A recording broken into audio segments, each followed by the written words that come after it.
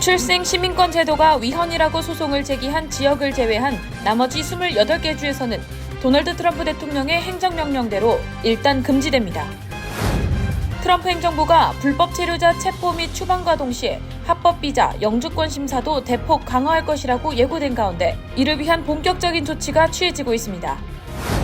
중국 요원으로 활동한 혐의로 기소됐던 뉴욕 주지사 전직 보좌관 부부가 코로나19 팬데믹 기간 방역물품 거래를 알선하고 뇌물을 받은 혐의가 밝혀져 추가 기소됐습니다. 대형 건강보험사들이 의료시술 사전 승인 절차를 간소화하기로 합의하면서 내년부터 내시경이나 백내장 수술 등을 빠르게 받아볼 수 있을 전망입니다. 성소수자 인권을 기념하고 다양성을 축하하는 뉴욕 프라이드 퍼레이드가 이번 주말 맨해튼에서 화려하게 펼쳐집니다.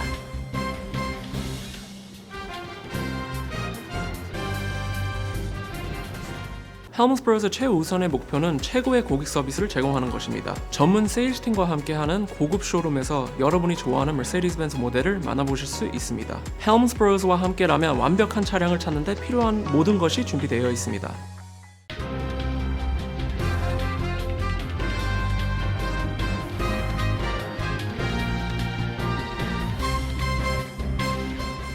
시청자 여러분 안녕하십니까? KBTV 뉴스9 전상입니다.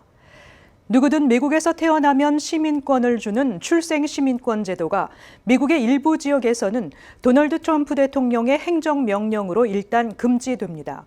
해당 내용과 관련해 22개 주의 지방법원이 위헌이라고 반발하며 효력이 정지된 가운데 오늘 연방대법원은 1개 법원이 연방정부 정책의 효력을 미국 전역에 적용하는 것은 월권이라며 제동을 걸었습니다. 첫 번째 소식 김은지 기자가 전해드립니다. 연방대법원은 오늘 트럼프 행정부가 추진한 출생시민권 폐지 행정명령과 관련해 효력을 정지한 하급심 판결이 전국적으로 적용된 것은 부적절하다고 판단했습니다. 보수 성향 대법관 6명의 찬성에 힘입어 6대3으로 출생시민권 제도의 효력 중단 가처분 결정은 소송을 제기한 22개 주에만 해당하며 지방법원이 원고에 대한 규제 범위를 넘어 전국적 효력을 가지는 명령을 내리는 것은 의회로부터 부여받은 권한을 초과한 것이라고 지적했습니다.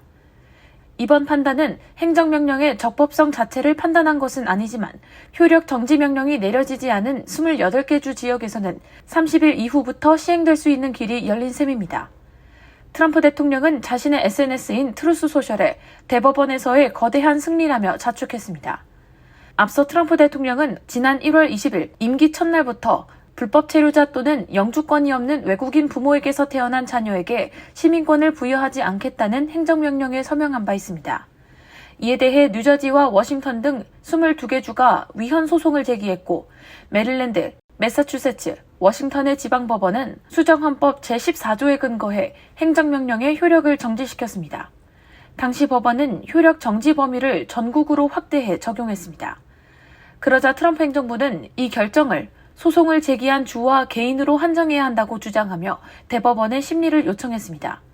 하급심 법원 한 곳의 결정을 전국에 적용하는 것은 월권이자 대통령의 헌법상 행정권을 침해하는 것이라며 연방정부의 정책을 과도하게 제한하고 있다는 주장입니다. 이번 판결로 당분간 일부 지역에서는 트럼프 행정부의 행정명령이 시행될 가능성이 커졌습니다.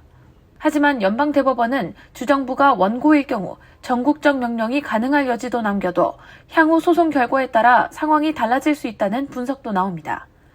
뉴욕타임스는 이번 판결이 최근 수년간 공화당과 민주당 행정부 모두가 활용해온 전국 단위 정책 동결 도구의 효력에 제동을 건 것이라고 평가했습니다. KBTV 뉴스 김은지입니다. 트럼프 행정부가 불법 체류자 체포 추방과 동시에 합법 비자, 영주권 심사도 대폭 강화될 것이라고 예고된 가운데 최근 들어 이를 위한 본격적인 조치가 취해지고 있습니다. H-1B 등 취업 비자와 취업 이민 청원자들에 대해 보충 서류와 지문을 조기 요구하고 있는데요. 이는 신청자의 SNS를 검색하고 정부 데이터들과 대조하기 위한 것이라는 분석입니다. 이민서비스국은 최근 들어 H-1B 전문직 취업비자를 비롯한 모든 취업비자 신청자들과 취업이민 패티션 제출자들에게 본격적으로 RFE 보충 서류 요청과 생체 정보 제출 요구를 하고 나서 합법비자와 영주권 심사를 본격 강화하고 있는 것으로 간주되고 있습니다. 이민서비스국이 본격 RFE 보충 서류를 요청하고 생체 정보 제출을 서둘러 요구하고 나선 것은 AI를 통해 신청자의 SNS를 검색하고 모든 정보 데이터들과 대조하기 위한 것으로 전문가들은 해석하고 있습니다. 특히 예전과는 달리 취업 영주권인 I-485 단계가 아니라 그보다 앞선 취업 이민 패티션, 즉 I-140 단계에서 지문과 사진 등 생체 정보가 필요하다며 이를 위한 일정을 예약할 것을 요구하고 있다는 것입니다. 취업 비자와 취업 이민 패티션 제출자들에게 여러 보충 서류를 요구하게 되면 수개월씩 지연될 수밖에 없으며 제때 요구되는 보충 서류를 제출하지 못하면 기각당하게 됩니다. 자동적으로 지연 사태, 적체가 악화되고 막판에 기각률이 한층 높아져 결국 취업 비자나 취업 영주권 발급 건수가 줄어들 것으로 보입니다. 미국은 한 해 외국인 근로자 100만 명 내지 200만 명에게 H-1B 등 취업 비자, 이민 희망자 100만 명에게 그린카드 영주권을 발급하고 있습니다. 미국의 영주권 기각률은 가족 이민과 취업 이민이 똑같이 8%를 기록하고 있지만 심사가 한층 까다로워지면서 RFE로 불리는 보충 서류 요구가 빈번해져 수개월씩 더 지연될 것으로 우려되고 있습니다. 트럼프 1기 때 H-1B 전문직 취업 비자의 기각률이 2018년 24%, 2019년에는 21%까지 치솟아 통상적인 2%보다 10배 이상 급등한 바 있습니다. 중국 요원으로 활동한 혐의로 기소됐던 전직 뉴욕 고위 공무원이 코로나19 팬데믹 기간 방역 물품 거래를 알선하고 뇌물을 받은 혐의가 밝혀져 추가 기소됐습니다. 그는 팬데믹 당시 계약 알선 등으로 수백만 달러의 대가를 받은 것으로 밝혀졌습니다. 캐시오콜 주지사와 앤드루 쿠오모 전 주지사의 보좌관을 지냈던 중국계 린다 순과 남편 크리스 휴 등이 팬데믹 시기 중국 내 특정 업체에 3,500만 달러 규모의 마스크 등 물품 계약을 알선하고 뇌물을 받은 혐의로 뉴욕 연방법원에 기소됐다고 언론이 보도했습니다. 순 부부의 혐의에는 전신 사기, 뇌물 수수, 탈세와 미국 사기 공모 등이 포함됐습니다. 뉴욕 동부검찰청 조셉 노셀라 검사는 린다 순은 중국 정부에 등록되지 않은 대리인으로 활동했고 팬데믹이 시작될 당시 계약 알선 등으로 수백만 달러의 부를 축적했다고 밝혔습니다. 외국 대리인 등록법에 따르면 외국 이익을 대표하는 사람이나 단체는 법무부에 등록하도록 했습니다. 기소장에 따르면 순 부부는 2020년 초 베이징의 인맥을 통해 계약을 알선하면서 마치 중국 정부가 추천한 업체인 것처럼 허위로 보고했습니다. 부부는 2020년과 2021년 받은 대가는 230만 달러에 이르는 것으로 알려졌습니다. 기소장에는 순 부부가 받은 230만 달러를 세무당국에 신고하지 않았으며 자금을 세탁한 혐의도 있습니다. 앞서 순과 후는 지난해 9월 조정부 근무 당시 중국에 등록되지 않은 대리인으로 일했다는 혐의로 체포됐다 각각 150만 달러와 50만 달러의 보석금을 내고 풀려났습니다. 순의 변호사 제러드 셰퍼는 다시 제기된 혐의는 사실 및 증거와 무관하게 비난을 퍼뜨리고 홍보하는 것이라며 순 여사는 혐의를 강력히 부인하고 있으며 법정에서 이를 강력히 주장할 계획이라고 말했습니다. 법원 문서에 따르면 순 여사는 뉴욕에서 근무하는 동안 수백만 달러에 달하는 뇌물과 선물을 받는 대가로 주 정책을 형성하는 데 도움을 준 혐의를 받았습니다. 여기에는 2024년형 페라리 로마 스포츠카와 호놀룰루와 뉴욕 롱아일랜드에 있는 약 600만 달러 상당의 부동산 등이 포함됐습니다. 휴는 대만 정부 대표단이 국가 관리들과 만나는 것을 막고 중국 관리들에게 사무실에 허가받지 않은 초대장을 제공했으며 뉴욕주 고위 관리가 중국을 방문하도록 주선하려고 시도했습니다. 내년부터 건강보험 가입자들이 내시경이나 백내장 수술 등을 빠르게 진행할 수 있을 것으로 보입니다.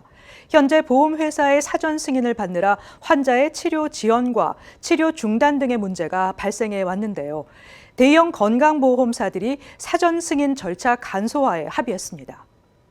최근 비영리 건강 매체 KFF 헬스뉴스는 시그나, 휴메나, 유나이티드 헬스케어, 에트나, 블루크로스 블루실드 협회, 카이저 퍼머넌트 등 대형 보험사들이 자발적으로 사전 승인 절차 간소화에 합의했다고 밝혔습니다.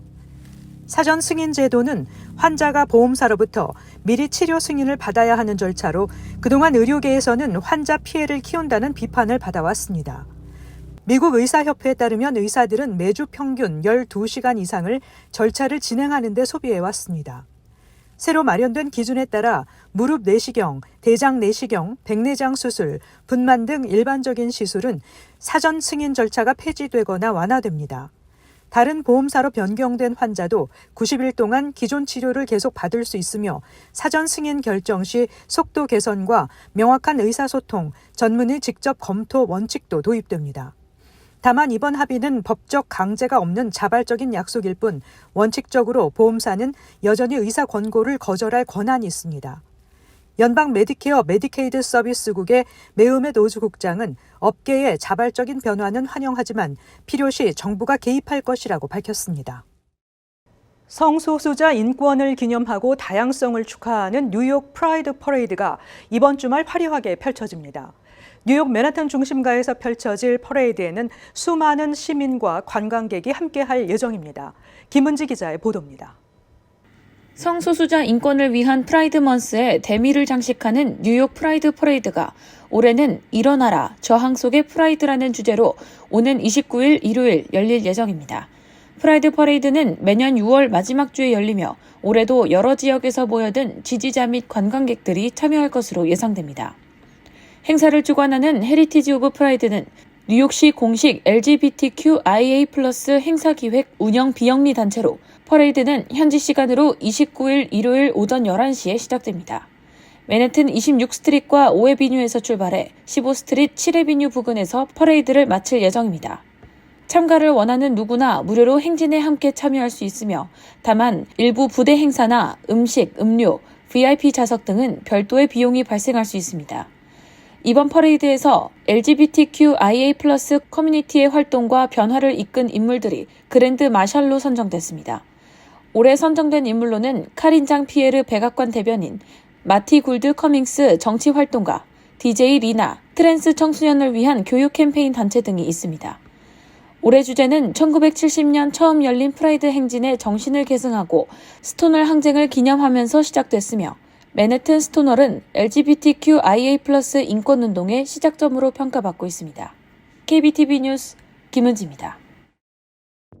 연방 상원이 6.25 전쟁 발발 75주년을 맞아 한국이 동북아시아와 인도태평양 지역 평화의 핵심 축이라는 내용의 결의안을 채택했습니다.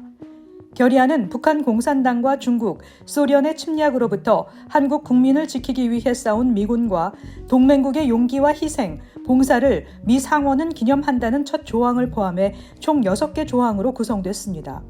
상원은 한국을 동북아시아와 인태 지역에서 평화와 안보, 무역, 민주적 가치의 핵심 동맹국이자 핵심 축으로 인식한다며 6.25 전쟁이 인태 지역에서 미국의 방위 정책과 동맹 관계 형성에 미친 지속적인 유산을 인정한다고 강조했습니다. 6.25 한국 전쟁 참전 용사로 미국의 대표적인 지한파 정치인이었던 찰스 랭글 전 하원 의원을 기리는 추모 행사가 의회에서 열렸습니다. 주미 대사관에 따르면 조현동 주미 대사는 워싱턴 DC 하원에서 개최된 랭글 전 의원 추모 행사에 참석했습니다. 조 대사는 외교 사절로는 유일하게 행사에 함께했습니다. 랭글 전 의원이 한국과 깊은 인연을 지닌 것을 감안한 것으로 보입니다. 조 대사는 추모사에서 랭글 의원은 한국과 미국이 공유한 희생과 신뢰의 상징이자 당파를 초월한 실천을 통해 한미 동맹의 가치를 몸소 구현해 보인 한국의 진정한 친구라고 평가했습니다.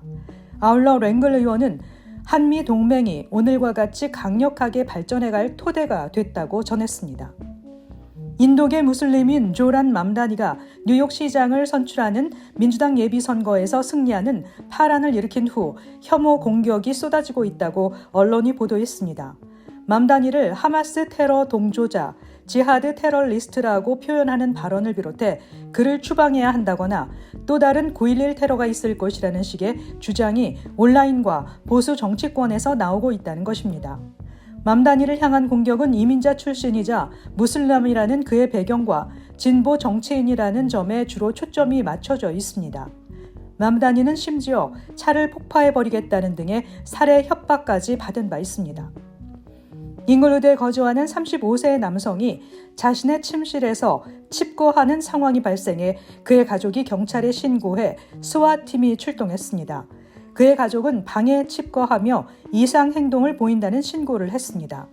경찰이 도착했을 때 남성은 침실 문을 잠그고 경찰에 협조하지 않았습니다. 결국 경찰서 지역 지원팀이 출동해 남성과 협상을 시도했다고 밝혔습니다. 하지만 협상이 실패로 돌아갔고 경찰은 약 1시간 만에 침실에 진입할 수 있었습니다. 남성은 치료를 위해 버겐 지역 의료센터로 이송됐다고 경찰이 전했습니다. 잠시 후 커뮤니티 브리핑을 전해드립니다.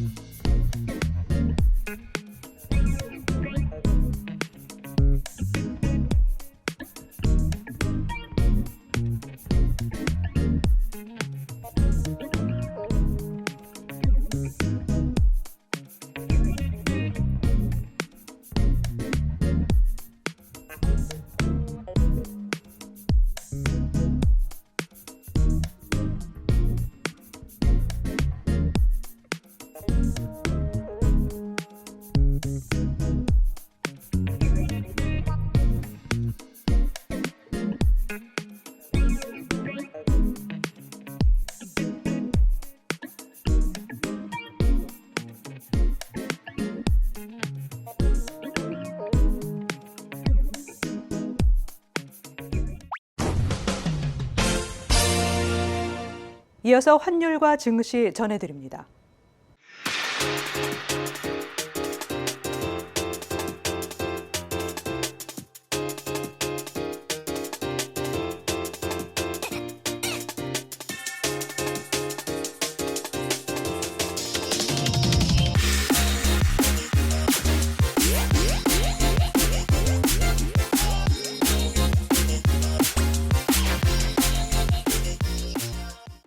잠시 후 뉴욕과 뉴저지 날씨 전해드립니다.